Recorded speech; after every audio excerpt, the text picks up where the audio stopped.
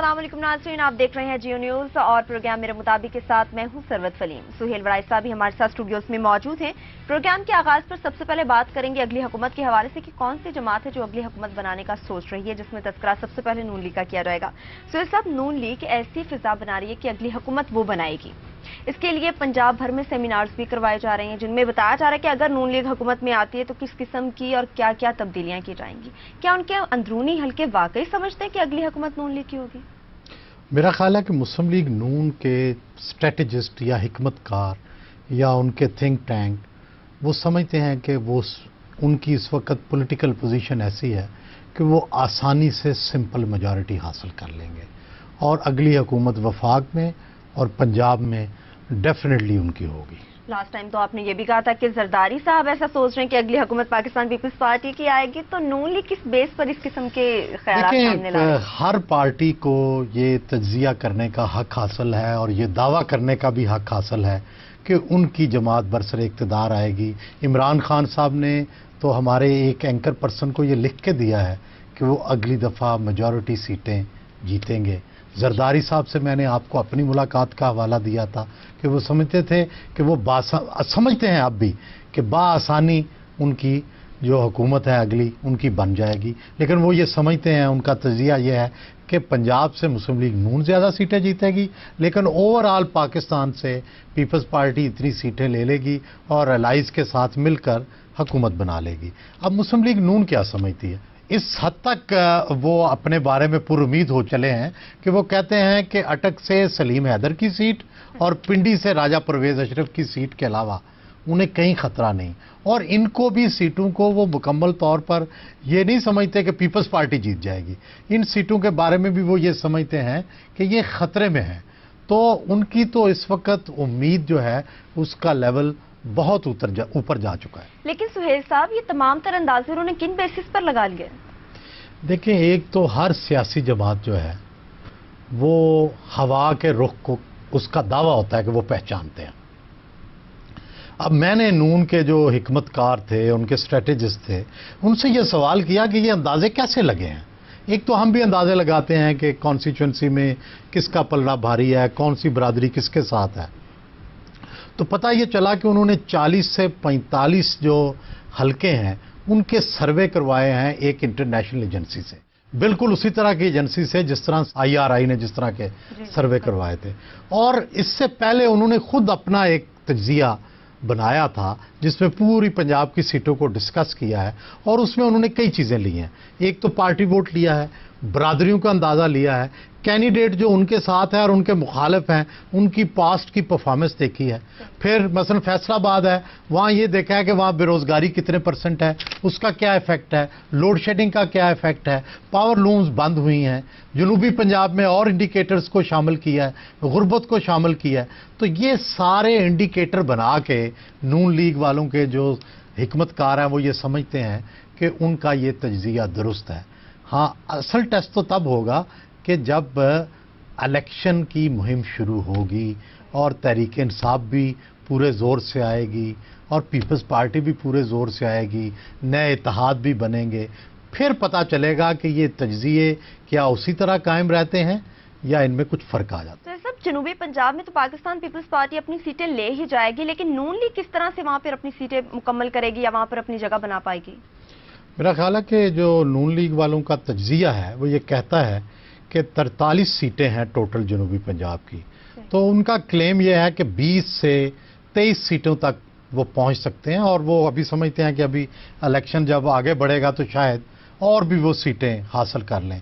और बाकी सीटें मैंने उनसे सवाल किया कौन सी पार्टी जीतेगी, क्या तहरीक इंसाफ या पीपल्स पार्टी, तो उनका अभी तक तज्जिया यही है कि जनूबी पंजाब में बाकी जो बचने वाली सीटें हैं उनमें ज़्यादातर पीपल्स पार्टी जीतेगी। तो जनूबी पंजाब का हमारा जो शुरू से ये तज्जिया है कि वहाँ पीपल्स पार्टी का वोट बैंक भी मौजूद है, अगरचे वो इतना हैप्पी नहीं है, इतना कंटेंटेड नहीं है, लेकिन वो जनूबी सूबा पंजाब की बात, फिर उसका इस्तेसाली तबका अपने आप को समझना, यानी इस्तेसाल ज़दा तबका समझना, गरीब तबकात का वहाँ मौजूद होना और पीपल्स पार्टी का रवायती तौर पर वहाँ वोट बैंक होना, तो ये सारी चीज़ें पीपल्स पार्टी को वहाँ फ़ायदा दे सकती हैं, लेकिन नून समझती है कि इस वोट बैंक के साथ, इन सीटों के साथ और उसके बाद बाकी सूबों से मिला के वो आसानी से अपनी हुकूमत बना सकेगी। अच्छा सुहेल साहब, छोटी सी ब्रेक का वक्त हो गया। ब्रेक से जब वापस आएंगे तो नून लीग की ही पोजीशन के ऊपर आपसे बात करेंगे। नाज़रीन, लेंगे एक छोटी सी ब्रेक।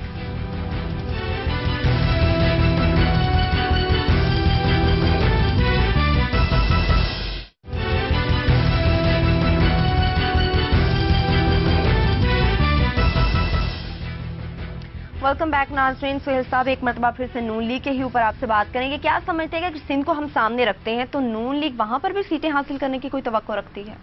आजकल वो बड़े पुरुमीद हैं और कहते हैं कि जी हम 8 से 10 नेशनल असम्बली की सीटें जीत जाएंगे। अच्छा। तो मैंने काफ़ी बहस की, मैंने कहा इतनी सीटें नहीं लगती उसकी, लेकिन उनका ख्याल था कि इंडिपेंडेंट्स मिलाकर, वहाँ के जतोईज मिलाकर, पीर पगाड़ा मिलाकर और जो है मेयर मिला के वो टोटल 8 से 10, बल्कि वो तो कह रहे थे हम डबल डिजिट से ज़्यादा जीतेंगे।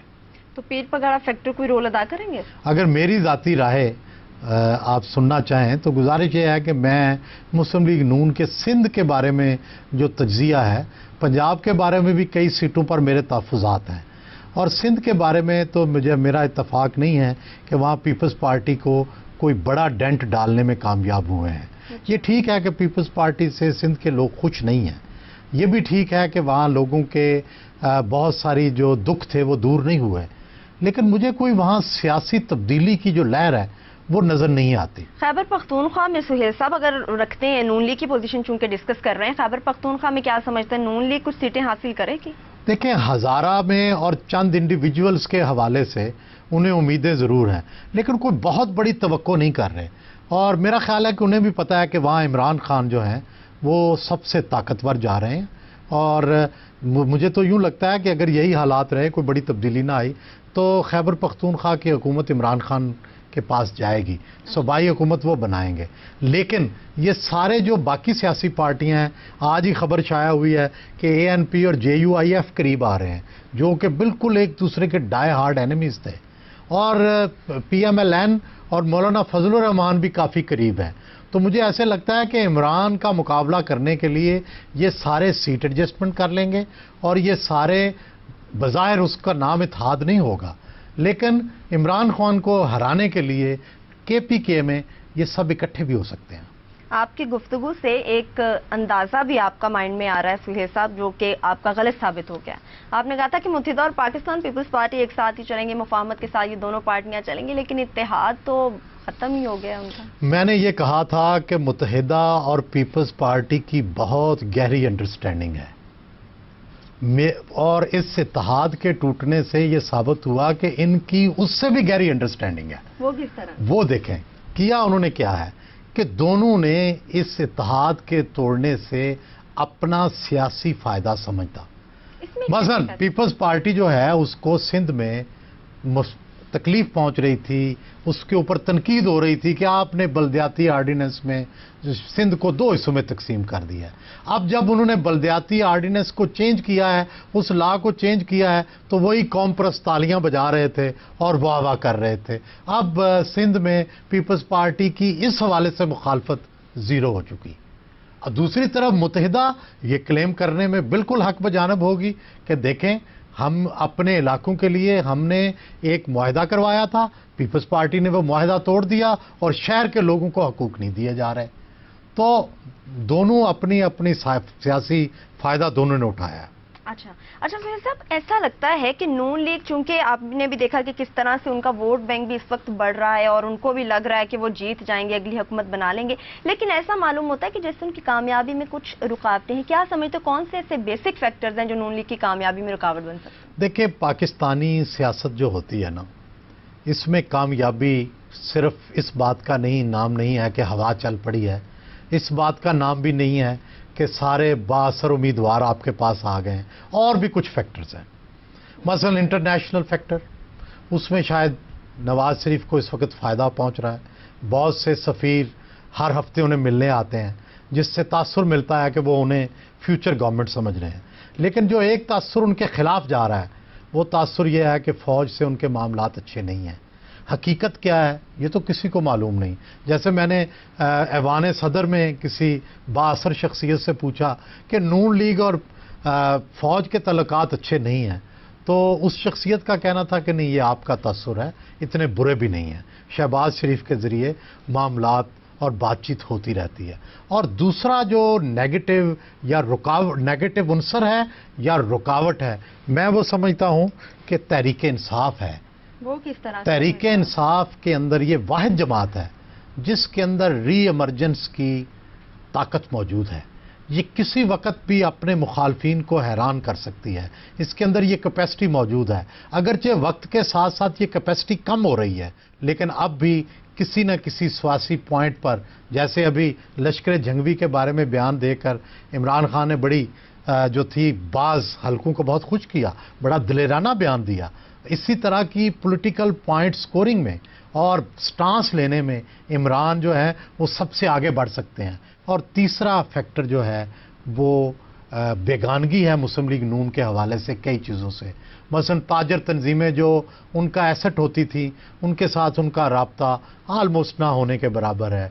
बरादरियाँ जो पहले हमेशा से नून लीग ख्याल करती थी, मसलन 97 के इलेक्शन में अराई बरादरी की नुमाइंदगी के लिए मियाँ अजहर जैसा तगड़ा आदमी मौजूद था, जाट बरादरी की नुमाइंदगी के लिए चौधरी बरादरान मौजूद थे। अब इस तरह की ताकतवर चेहरे, ताकतवर बरादरियाँ और ताकतवर लोग उनके साथ खड़े नज़र नहीं आते। फिर इसी तरह सेक्टेरियन जो सेंसिटिविटी है उसमें भी बड़ा आहिस्ता आहिस्ता मुस्लिम लीग नून उसका एहसास करती है। और ख़ुद मुस्लिम लीग नून की लीडरशिप जो है वो बरेलवी मकतब फ़िक्र से है, लेकिन बरेलवी मकतब फ़िक्र के बहुत सारे जो उलमा हैं वो उनसे इतने खुश नहीं हैं। और शिया मकतब फ़िक्र जो है उसको भी मज़ीद प्लीज़ करने की इनके लिए ज़रूरत है। तो ये सारी वो चीज़ें हैं जिनके बारे में शायद मज़ीद तवज्जो दे तो फिर इनकी जो कामयाबी है वो सिक्योर हो सकती है, वगरना ये रुकावटें बार बार सामने आती रहेंगी। नून लीग की तो आप बात कर ही रहे हैं सुहेल साहब, गुरदेजी खानदान के ऊपर भी आपसे बात करूंगी, उसके ऊपर भी आपका तजिया लूंगी, लेकिन नाज़रीन इस ब्रेक के बाद।